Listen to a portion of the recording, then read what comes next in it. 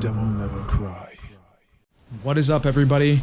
It is me, DevilNeverCry, and we are back with another Elden Ring boss video, this time tackling Commander O'Neill, located in the swamp of Aeonia, riddled with scarlet rot, and is vital to the Millicent questline as he drops an item that you'll need.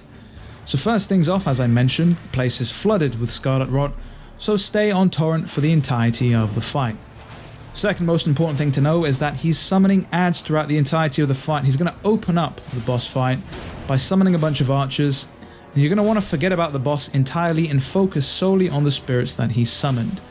They're going to get you from far away, they're going to do chip damage, they're going to get in the way and just ruin the whole flow of the fight, so get rid of them. You don't need to worry about the boss as mentioned. Yes, he's got a wide hit range, but he's incredibly slow. So you're going to want to take them out. Then, during the fight, he's going to summon even more adds because he's getting his ass kicked, of course, and so he needs to try and gank us. So he's going to summon a bunch of axe-wielding crazy soldiers. Again, as soon as the boss summons them, forget about the boss and go and take down these adds. We're going to summon a bunch of marionettes in a second. They're going to be the marionette soldiers, and we're doing that specifically to pull aggro to this boss, of course, because that's the greatest thing they can do.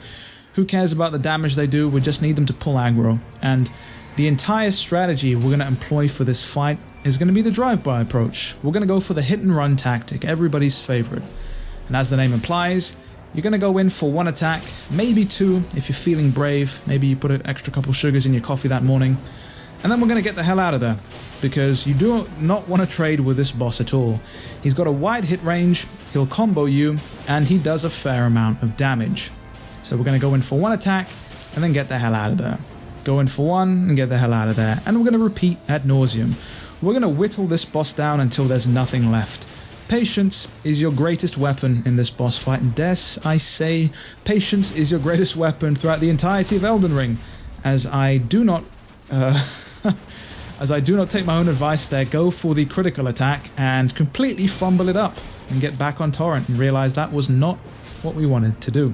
Do be careful with torrent, by the way. As I mentioned, this place is filled with scarlet rot, and you do not want to be off your horse if you can help it, which means making sure torrent doesn't die. Yes, of course you can revive him with a flask of your crimson tears, but you're going to be scrambling at that point to get away from the boss, and all the while that scarlet rot meter is going to be building up slowly but surely. As again, the boss here just doesn't know what to do.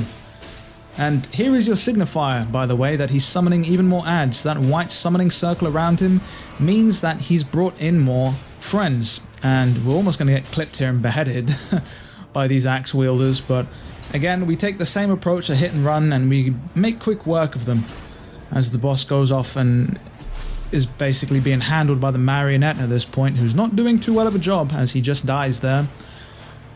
But we're almost done with these axe wielders as I throw caution to the wind here and get impatient. But we're back to it. The boss probably don't know what he was doing in the meantime, twiddling his thumbs, probably thinking of Melania, the pervert he is. Anyway, that's besides the point. I try and get fancy with torrent here and try and jump to get away from his attacks, and they don't work all too well.